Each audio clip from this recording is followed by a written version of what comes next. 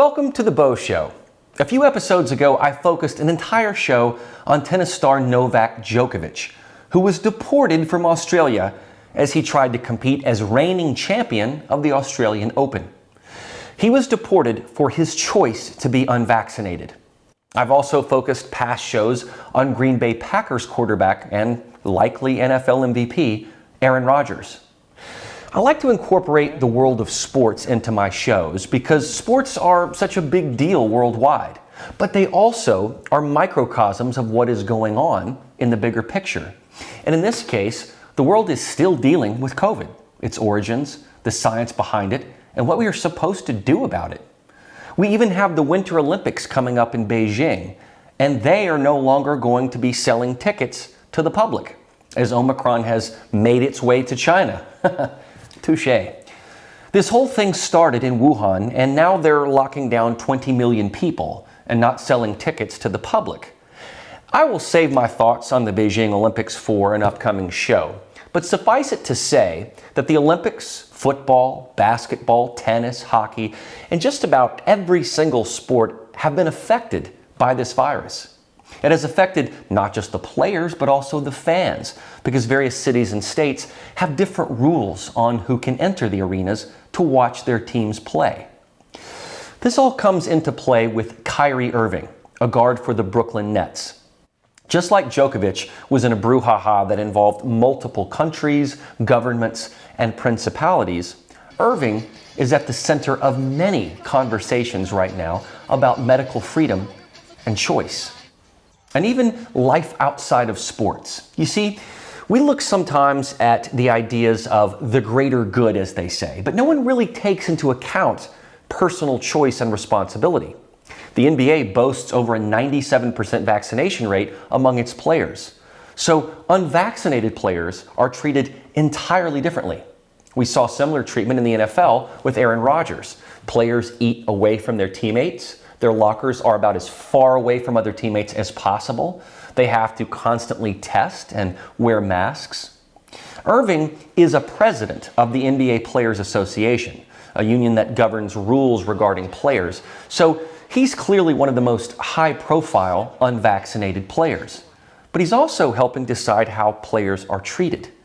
The issue is that in places like San Francisco and New York, vaccination is mandatory.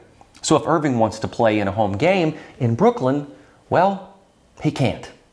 On Monday, Irving played just his fourth game this season, and that was largely in part because of this whole vaccine requirement in New York. So Kyrie hasn't played a single game this year until just recently. Now remember, 97% of NBA players are vaccinated. So when one of the Nets stars, Kevin Durant, went down with an injury and players started dropping like flies testing positive with COVID, they called Kyrie up. Well, why did they do this? Well, because they were depleted. They really needed him. Take a listen to his first press conference on December 29th after his first game back rejoining the team. A lot of what ifs, a lot of scenarios. It's hard not to pay attention to what's being said, about the circumstances that we're under and everybody's opinion on it. And, I've just kind of just try to stay grounded, stay connected with the team, engaged, and just waiting for the time or the chance when things kind of settle down. And, I don't even know if settle down is probably the right phrase to be using with everybody, testing positive and just what's going on. So when the team approached me, we had a good conversation. And then, they said that we wanted you back, and I said, absolutely. This is always where I wanted to be. I wanted to be playing with the team in whatever capacity I can do that. So all these vaccinated players are testing positive, but yet Kyrie Irving is treated as the one with leprosy, basically. I think his attitude is so refreshing, though. He understood the circumstances and the New York State mandate and respected it, knowing that he'd have to try to keep himself in shape if the team needed him. And eventually, with Kevin Durant and James Harden out, they called on him. But isn't it odd that all these vaccinated players were the issue, not Irving? So here they come knocking on his door to help when the league has been boasting about its vaccination rate. When Irving rejoined the team, his impact was palpable and immediate. Clearly, the Nets benefited from it.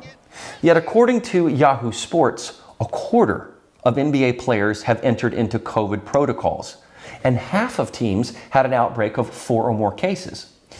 I'll quote from the Yahoo Sports article, quote, "The NBA, like the rest of us, is left to wonder whether we can put a stop to the cyclical nature of this pandemic when COVID-19 becomes endemic, and at what point asymptomatic players might be allowed to compete," unquote.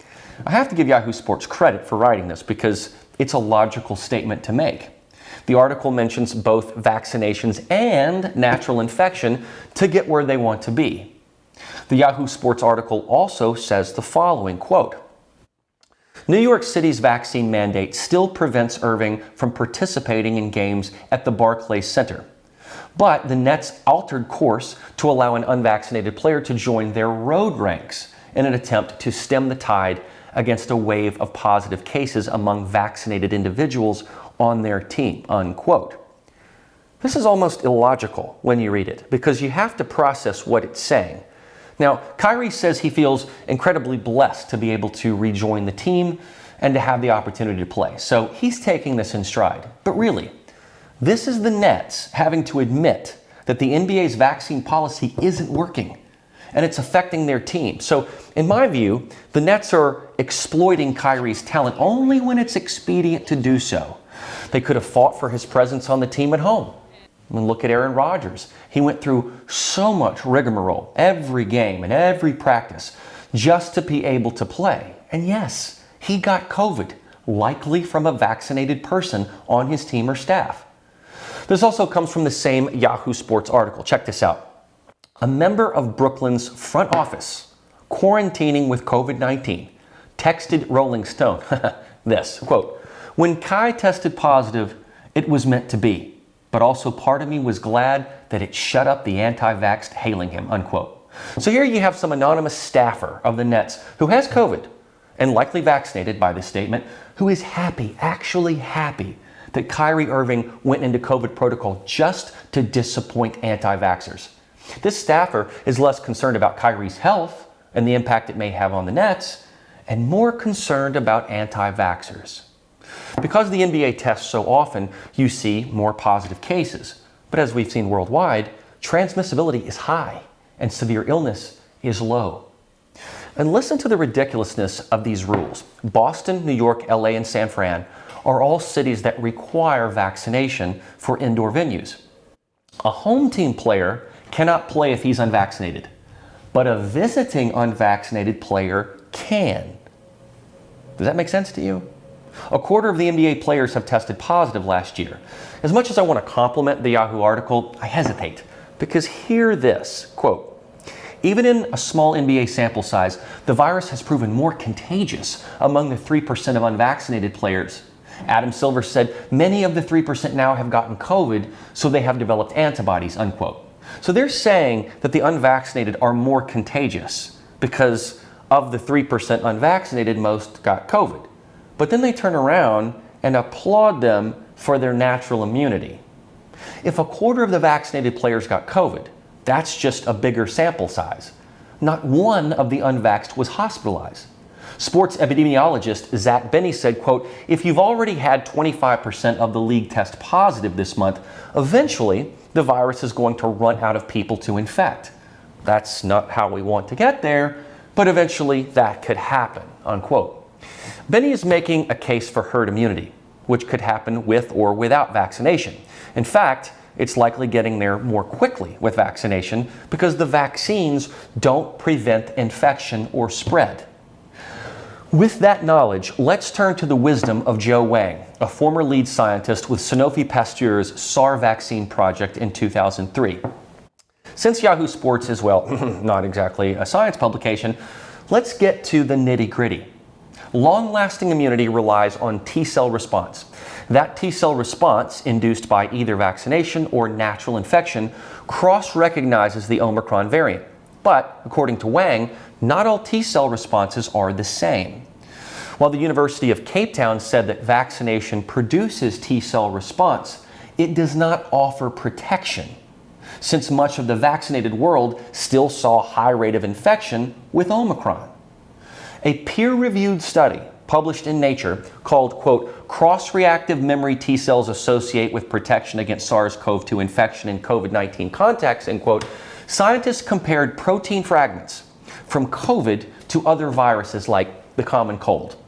The ideal type of T cell response they found did not come from the S protein or the spike protein that all of our current vaccines mimic. It came from other proteins in the virus. This means that an Omicron infection with these other protein epitopes might provide a longer protection from other future variants. SARS-CoV-2 is the 7th coronavirus that infects humans. Listen to Wang's argument here. Quote, the COVID-19 pandemic is a consequence of a human population that had not seen SARS-CoV-2 before. Once widespread infection, such as the Omicron wave, occurs across the world, the virus will eventually circulate endemically, meaning that infections may still happen, but with milder symptoms and much less mortality. There are two reasons that the transition from pandemic to endemic did not happen until Omicron. One, all the widely used vaccines are based on the spike protein, which does not induce protective, long-lasting T-cell response. And two, natural immunity was not widespread, unquote. Wang is getting this info from a peer-reviewed paper in Science from Penn State and Emory University. This paper indicates that the T-cell response from Omicron infection offers a wider protection against future variants. And Wang argues that just because we move from pandemic to endemic does not mean that death goes to zero. The seasonal flu still kills about 500,000 people a year. Wang wraps up his thesis by saying the following, and listen closely, or quote, the good thing is, as I noted in my previous article, Omicron can be viewed as a live attenuated vaccine, which enjoys a very good track record among all vaccines. There have been about 11 diseases that attenuated vaccines were widely used to combat, such as measles, mumps, chickenpox, and polio. So far, none of these diseases have spread out of control after decades of vaccination. Hopefully, Omicron will act like its other attenuated vaccine cousins, and with any luck, no other SARS-CoV-2 variants will emerge and become a pandemic in the future, unquote.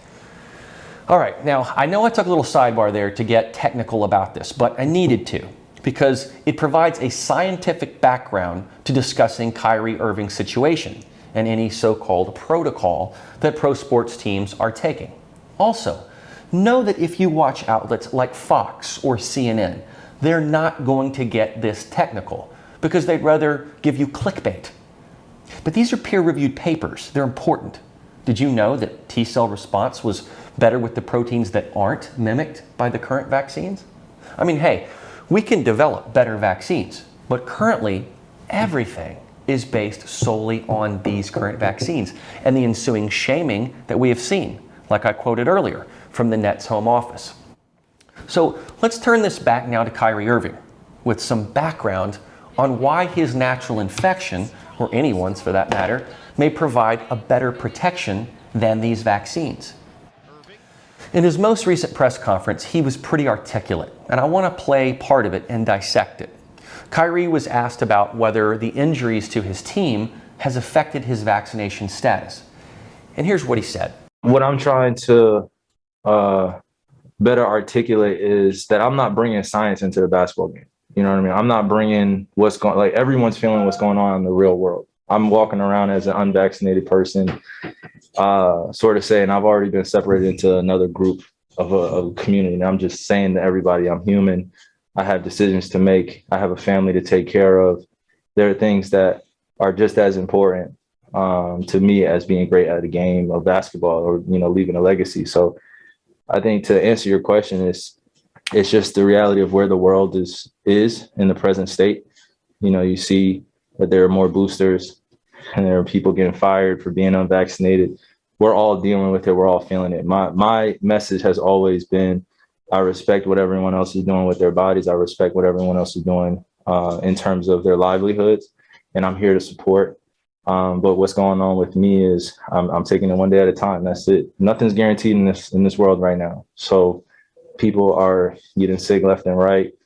And for me, I'm just trying to be just a person that's being a beacon of hope and light, and just trying to shed as much as I can on the situation without talking myself into more BS and what's going on in this political world that we're in right now. And I just don't want to bring science into this, and it always gets wrapped up, and I'm asked questions all the time about what's my status, and I'm like, man, if you were in my position, it would be easy for someone to say, well, why don't you just get vaccinated? But you're not. And that's just the reality of it. And I've made my decision already, and I'm standing on it. He's just a guy that, to me, makes a lot of sense, but he's also speaking from the heart. He talks about people getting fired for being unvaccinated, and how he's not trying to bring science to the basketball court when he's asked these questions. He made a conscious decision for himself and his family. And he's also noting how many people, both vaxxed and unvaxxed, are getting sick, left and right. He recognizes how political it is too, without getting too specific. He wants to be a beacon of light and hope. He was also asked if he might feel the need to get vaxxed because the team needs him more with all these injuries. Here's what he said. See, that's what I feel like ends up coming into a lot of this culture of basketball and sports and entertainment is you bring in the team and you bring in situations that we're in, and Kev's going to heal. Kev's going to be okay, you know, and we're going to have to deal with that as his teammates.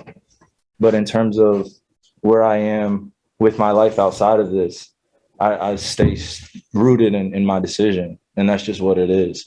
You know, it's not going to be swayed just because of one thing in this NBA life that somehow is, you know, somehow it's brought to my attention as being more important than what's going on in the real world. It's just not happening for me, you know. And I respect everyone else's decision. I'm not going to ever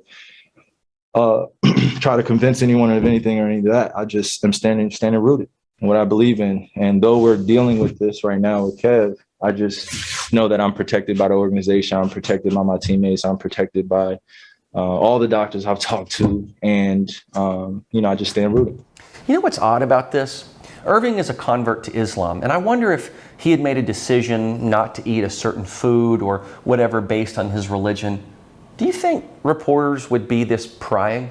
Like if he didn't want to play during Ramadan, would these reporters say, hey, Kyrie, don't you think your team needs you more now than you need to observe your own religion? Most of the questions directed at Irving were all about his vaccination status, not his play. Listen to this exchange. Do you think there's anything that would sway your decision? What do you mean? To get this shot? Why do you keep asking me that? Because that's what everybody wants to know. Who's everybody?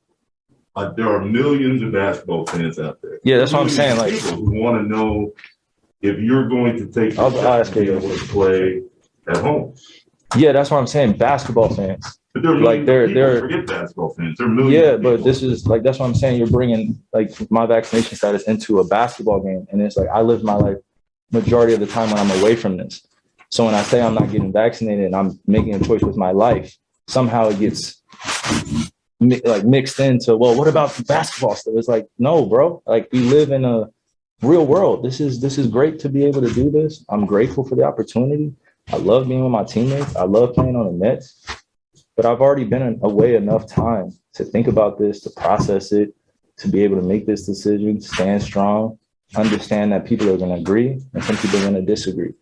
The circumstances that are at hand, I'm praying that they get changed and we're able to do things differently. And that's not just for me. That's for all those that are dealing with being unvaccinated and getting fired from work on a day-to-day basis. It's not just about me. That's been my message this whole time.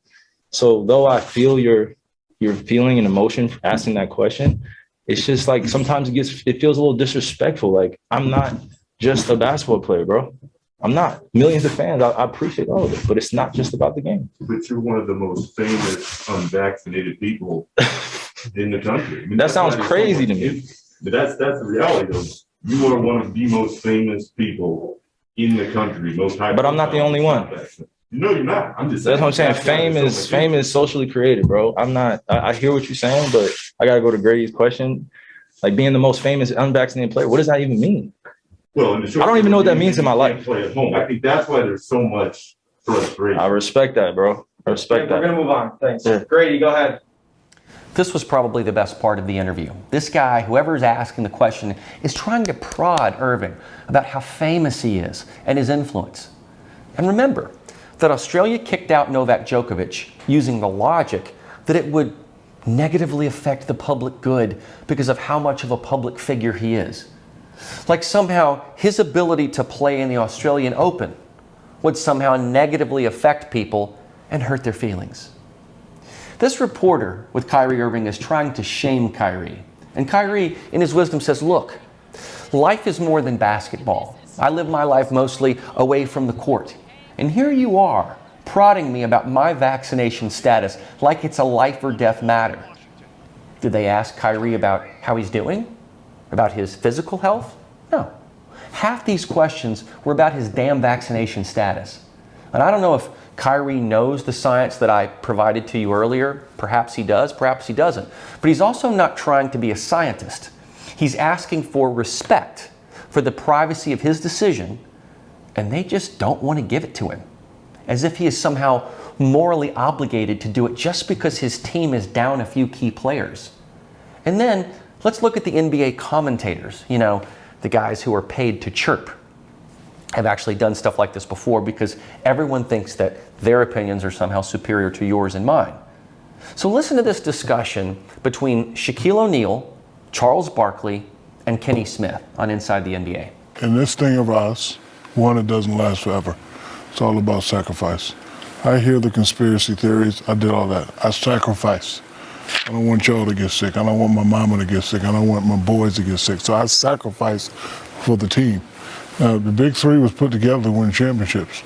Who knows what can happen next year? Who knows what can happen after the year of that? When you have that chance, Kenny, you know, when you got that slot, you got to go for it. His stance is not going to change because the same way you believe that you sacrifice. I'm not saying it's right or wrong. I'm just saying what everyone's thinking. I'm not saying you're like, wait, you sacrifice for what? Because you still can pass the virus. That's what people are saying who are not taking it. I'm not saying you should change, but I'm just saying I'm going to do it because I felt it was good for me. I think that it was going to protect me better, and that's all I could do. I don't care what he does. I'm just saying that in this thing of ours, when you want to win for your fellas and, you know, everybody else is doing it, sacrifice plays an important role in winning the championship. Yeah, and I actually, you know, he talked Kevin Durant into going to Brooklyn.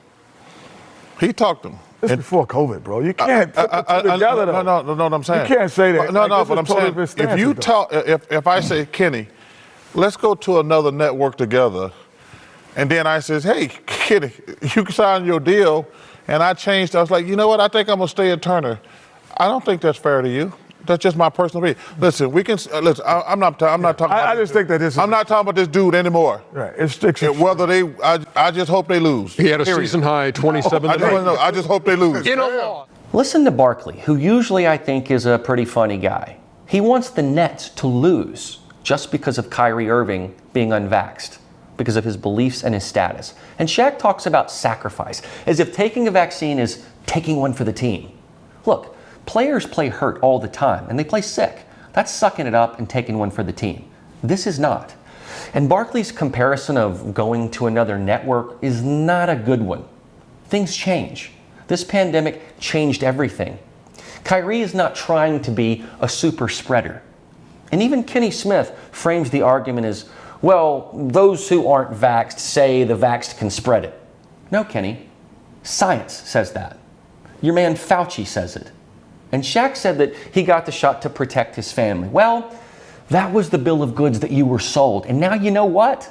Now you know you can spread it to your family. So you were sold a lie.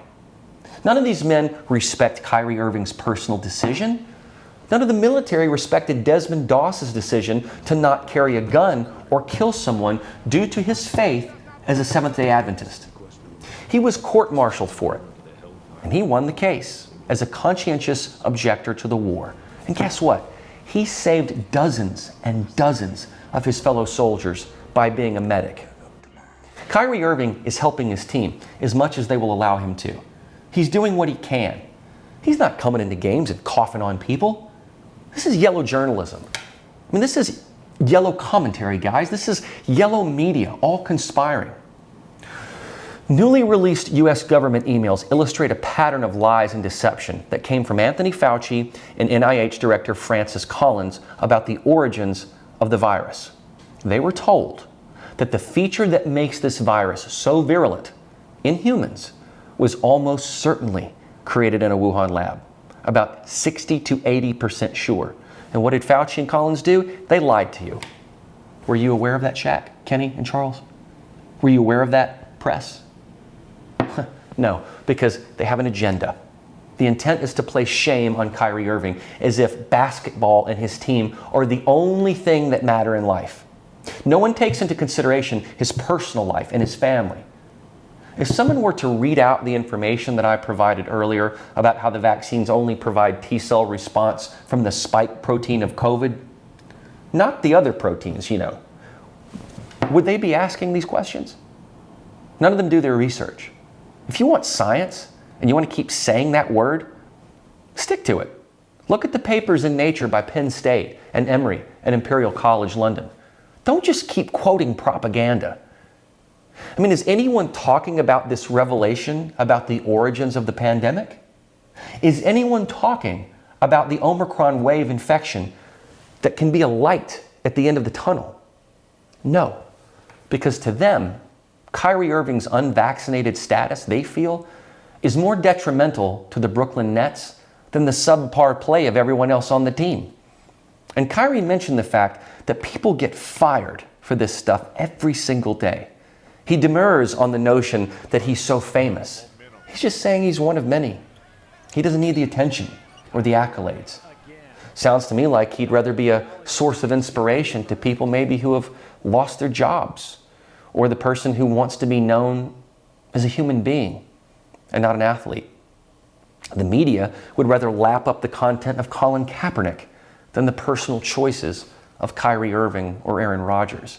And they salivate when an unvaxxed person gets COVID, not realizing that such natural immunity has long-lasting protection for themselves and anyone they're around.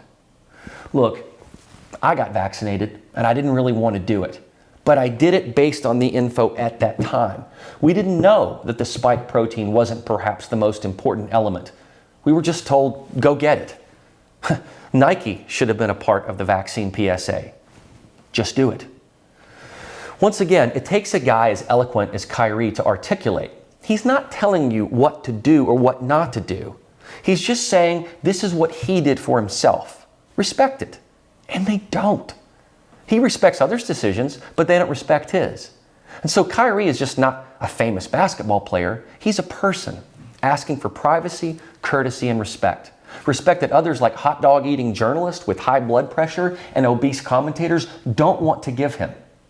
How dare out-of-shape athletes tell a current NBA star what to do? Sacrifice? Really?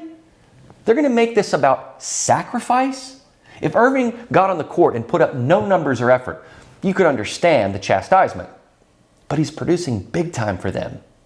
And the Nets didn't fight for him. They just came to him when they were depleted. If vaccination works so well, they might never need to come to him. But they did. When it was convenient. When they were in a pinch.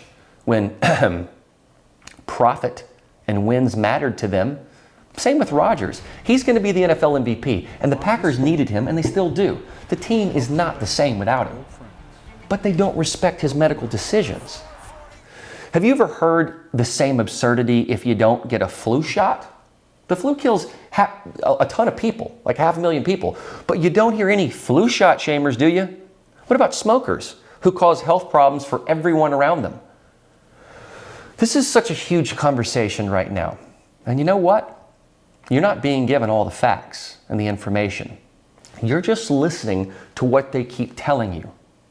No one on any of these panel-style shows, from Inside the NBA to The View, is allowing a differing opinion. Shouldn't there be one person who disagrees or who thinks outside the box? Did you know that fasting resets the body and the gut and regenerates neurons? Tell that to the obese people on all these talk shows that want to shame you for not getting a vaccine. Heart disease and cancer are the number 1 and number 2 causes of death in America. Kyrie is right. Fame is socially created, and so is propaganda. Think about that. I'm Beau, and that's the show.